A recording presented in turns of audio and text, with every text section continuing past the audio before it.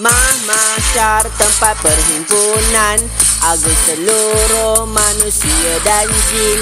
Selepas dibangkitkan dari kubur, itulah erti pada mahsyar.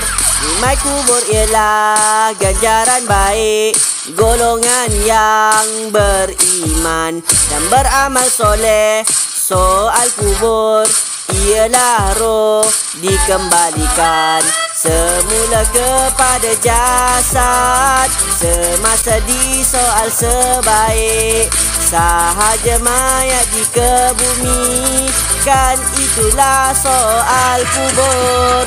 Pahala balasan baik yang Allah janjikan kepada hambanya yang mentaati perintah Allah dan meninggalkan larangannya.